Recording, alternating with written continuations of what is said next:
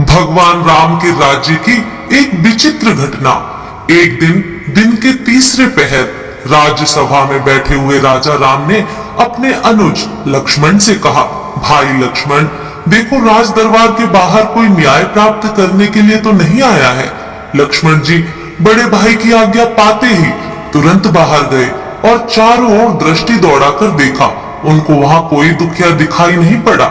लक्ष्मण जी राजमहल में वापस आकर राम से बोले, भैया बाहर तो ऐसा कोई भी मानव नहीं है जो क्षुब्ध हो या दुखी हो और कुछ निवेदन करने के लिए आया हो। लक्ष्मण जी के वचन से राजा राम को संतोष नहीं हुआ। उनकी बेचैनी लक्ष्मण जी समेत वहां दरबार में उपस्थित प्रत्येक व्यक्ति महसूस कर रहा था।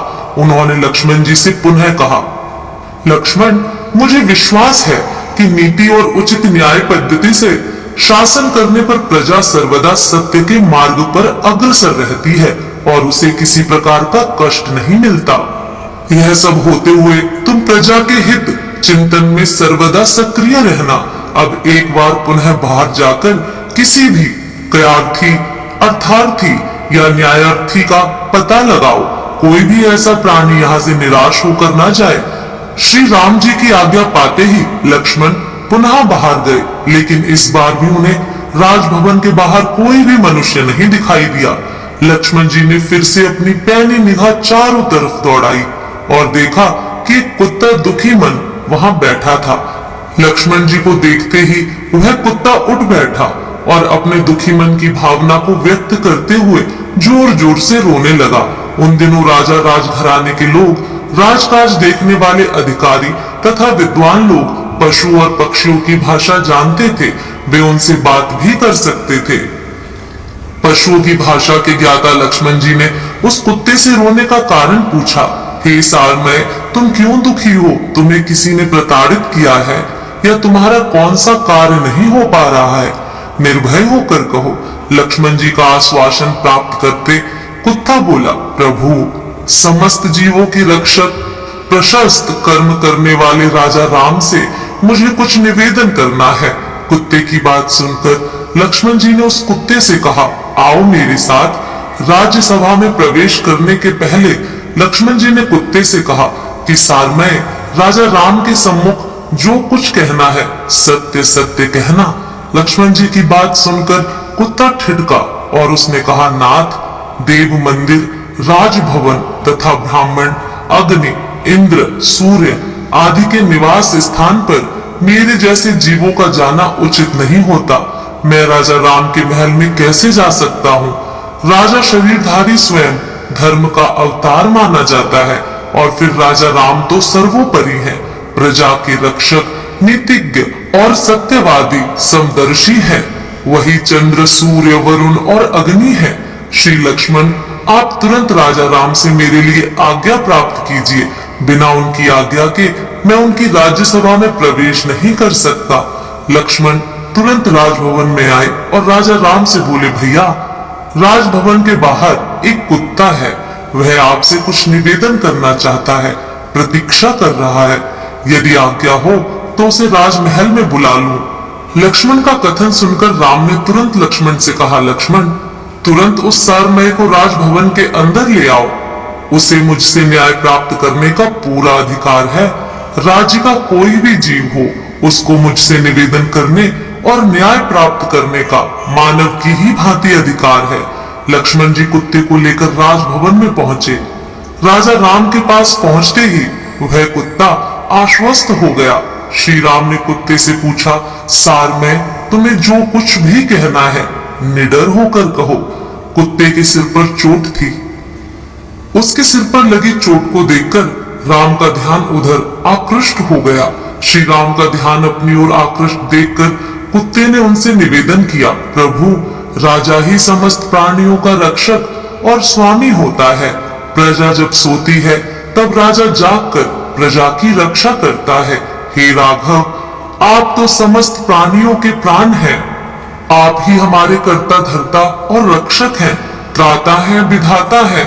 आप श्रेष्ठ जनों द्वारा आश्रित कर्म करते हैं। आप धर्मात्मा और सद्गुणों के सागर हैं। यदि मैंने कोई अनुचित बात यहाँ पर कह दी हो या आगे मेरी जिह्वा से निकल जाए तो आप उसे क्षमा कर दें। मैं सिर झुकाकर आपका अभिवादन करता हूँ। स्वान के मुख से यह वचन सुनकर श्री राम थोड़ा अधीर होकर गंभीर बाड़ी में स्वान से बोले, हे सारमय, शीघ्र निडर होकर बोलो, तुम क्या चाहते हो? कुत्ता बोला, हे राजन, धर्म से ही राज्य की प्राप्ति होती है, धर्म से ही प्रजा का पालन होता है और धर्म से ही राजा प्रजा वत्सल और शरणागत वत्सल बनता है। राजा प्रजा के समस्त भय को दूर करता है। इन सारी बातों को ध्यान में रखकर मेरा जो कार्य है उसे आप समझ लें। स्वार्थ सिद्ध नाम का एक ब्राह्मण है, वह भिक्षावृत्ति करता है। उसने बिना अपराध मेरा सिर फोड़ डाला है।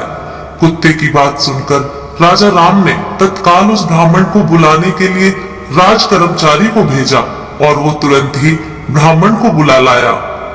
ब्राह्मण राजा राम की राजसभा में उपस्थित हुआ। राजा राम के पास पहुंचकर ब्राह्मण बोला, राजन, आपने मुझे किस कारणवश बुलाया है? गंभीर बाड़ी में राम ने ब्राह्मण से पूछा, ब्राह्मण देव, आपने इस कुत्ते को क्यों मारा? जान पड़ता है कि आपने क्रोधावेश में ही ऐसा पाप किया है। क्रोध मानव को धर्म रहित बना देता है। श्री राम की धर्म परक बात सुनकर वह ब्राह्मण बोला, हे राम, यह सत्य है कि मैंने क्रोधावेश में ही इस कुत्ते को मारा है। मैं उस समय भिक्षा के लिए भ्रमण कर रहा था। यह कुत्ता बीच मार्ग में बैठा था। सुबह से भिक्षा उस समय तक नहीं मिली थी, अतः मैं कुछ अनयमनस्क था। मुझे भूख भी लगी थी। मैंने इसे मार्ग में से हट जाने को कहा, किंतु यह मार्ग से नहीं हटा। मैं भूखा तो था ही, क्रोध आ गया मुझे और उसी क्रोध में मैं इसे मार बैठा। मैं अवश्य दोषी हूँ और इसे स्वीकार करता हूँ। इस अपराध का आप जो भी दंड देंगे वो मुझे स्वीकार्य होगा।